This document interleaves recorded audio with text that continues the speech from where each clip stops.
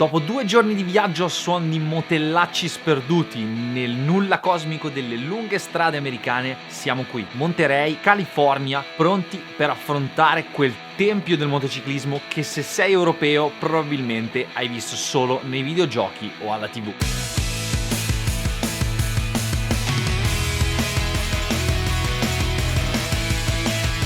Laguna Seca.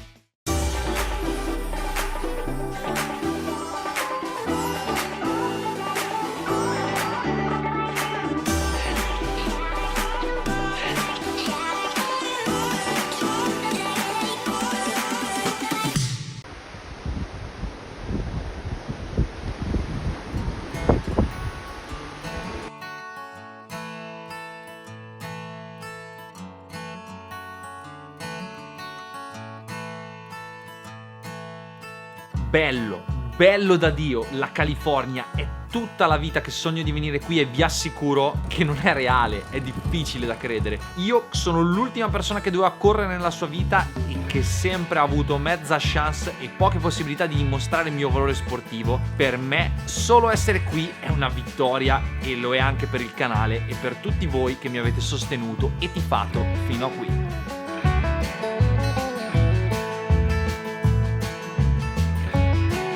Basta guardarsi in giro un attimo per capire che questa pista è una follia. Io mi chiedo come facesse a correrci la MotoGP. Tutto secco, terra bruciata, asfalto vecchissimo, grana grossa, un dislivello da paura ed è anche piena di scoiattoli.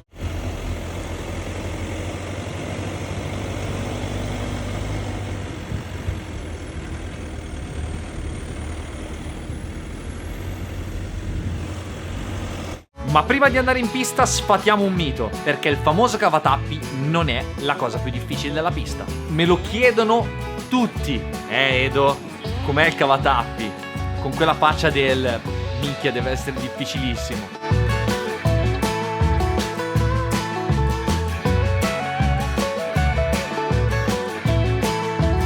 WeatherTech Raceway Laguna Seca è lungo 3610 metri, con un dislivello impressionante. Il circuito è abbastanza semplice, ma la conformazione, ovvero il fatto che si sviluppi su una collina come le vecchie piste da motocross, lo rende pazzesco. Pensate che nel cavatappi, in soli 130 metri di lunghezza della pista, c'è un dislivello di 20 metri di altitudine, pendenza media del 18%. Per farvelo capire e rendervi più o meno l'idea, ho preso il mio nuovo drone e, come potete vedere, quelli sono 20 metri.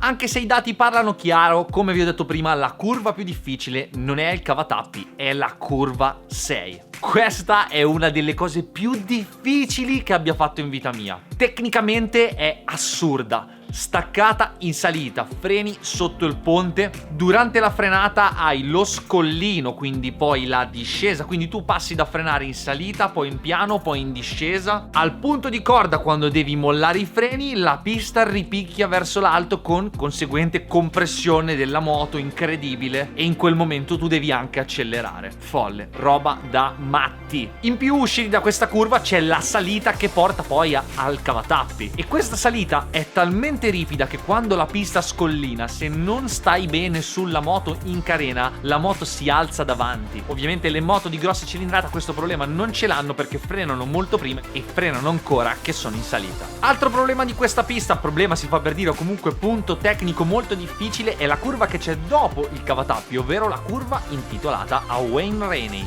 che tra l'altro ho avuto il piacere di farci una foto insieme. Questa curva è una curva a sinistra che chiude da paura, in picchiata, in discesa, e la particolarità è appunto battere i denti dal tante buche che ci sono. Pensate che dal cavatappi alla curva 9, in soli 400 metri di pista, ci sono 40 metri di dislivello.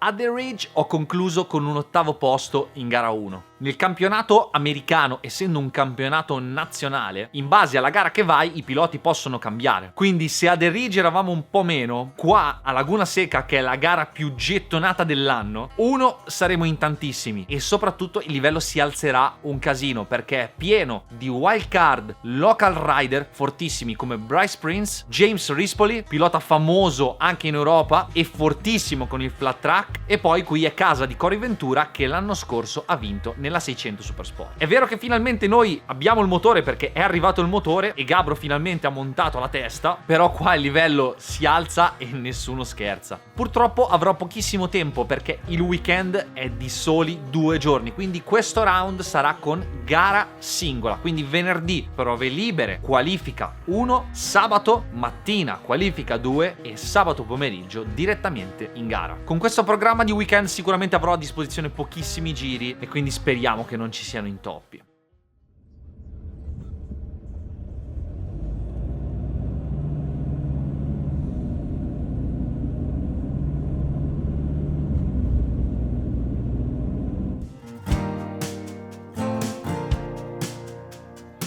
Il posto è strano, pensi di arrivare in California che faccia un caldo da paura e in men che non si dica ti sembra di essere a Milano Rogoredo in mezzo alla nebbia. Oh, ma nebbia fitta! A metà mattina il sole poi fa capolino, la nebbia se ne va, il sole comincia a scaldare ed asciugare il circuito. Però noi, secondo voi, quale turno siamo? Il primo. E la pista era ancora umida. Diciamo che non è proprio la miglior condizione per prendere confidenza. Chiudo 13° a 3 secondi e 7 dai primi. Peccato perché abbiamo anche sbagliato il rapporto, purtroppo siamo rimasti un po' conservativi, ma va bene così, poi non sono mai uscito appunto perché volevo fare un sacco di giri per essere pronto per questo pomeriggio perché c'è qualifica 1. Rapporto fatto e ora entriamo per la qualifica 1. Bisogna spingere, abbassare i tempi e avvicinarsi al gruppo di testa. Ma qual è la peggior cosa che possa capitare ad una persona che ha bisogno di girare? La bandiera rossa.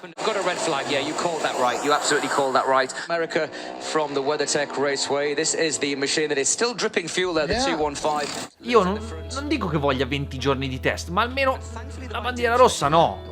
Purtroppo qui a Laguna Seca come a The Ridge, quando cade una moto, per recuperarla purtroppo bisogna dare la bandiera rossa perché deve entrare per forza il soccorso. Mentre intervistano il mio compagno Jody, io qua stavo già parlando con Gabro per capire cosa potessimo fare per migliorare la moto. E volete sapere come ho chiuso?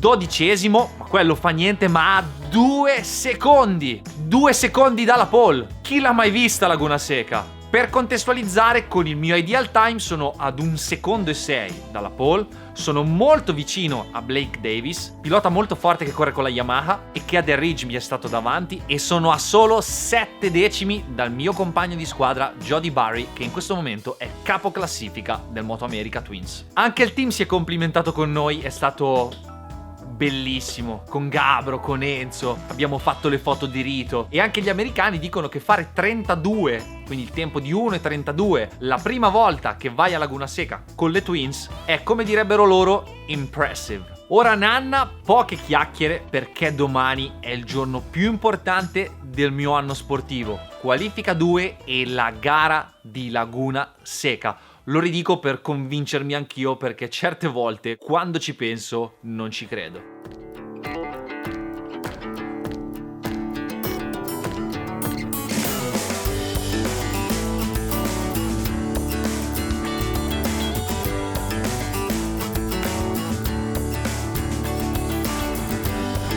Bene, andiamo per la qualifica 2, sono gasato e voglio fare ancora meglio, anche se ieri purtroppo è vero che ho chiuso a 2 secondi ed è tutto positivo, però la moto non mi piace tanto. Qui a Laguna c'è zero grip e come sapete utilizziamo una moto con una configurazione un pochino particolare, quindi il pivot modificato, una geometria ed utilizzo della moto diverso e la frizione STM. Ed il problema più grande infatti è dato dalla combinazione fra freno motore e frizione STM. Ma quello poi ve lo spiego dopo, intanto adesso entriamo, facciamo 2 giri con la gomma usata, poi gomma nuova e martellare per andare davanti. Caleb this year that we seen last year, and I think now he's figured it out.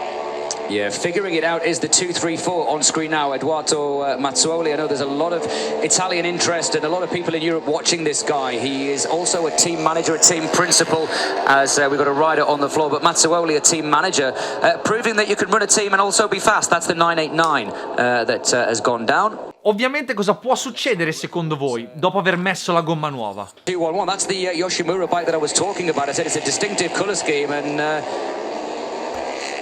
oh, dear me. And Man. just tried to avoid the bike in front, Yeah. wasn't it? That's what that was all about. On a break, we'll be back when qualifying 2 for the Revit Twins Cup resumes. And there is Savannah. Bandiera rossa ancora! Ma cazzo, ma è una congiura! Cioè, già queste gomme durano da qua alla fine della pit lane. Ora che l'ho messa nuova, non ho fatto nemmeno un giro, sono rientrato ai box, l'ho raffreddata, la riscaldiamo.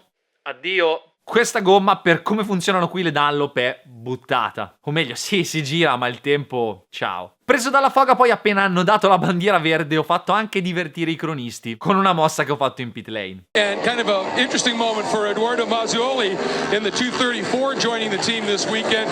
He was sitting there and he noticed that the track went green, bikes were heading up there, and his bike was just sitting there. He noticed it, jumped off the wall, ran over, peeled the front tire warmer off himself. The crew noticed it, pulled the back off.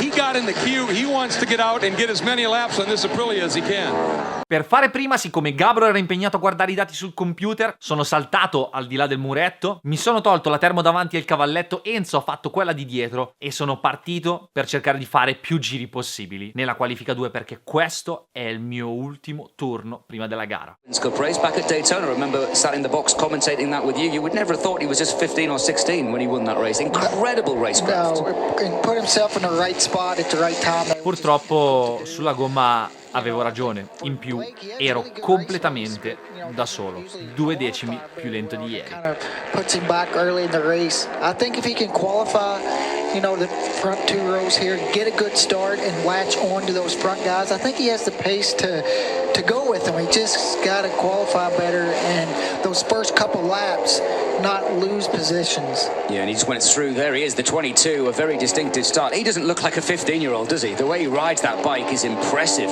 He goes through on the inside of the 234 Mazzuoli.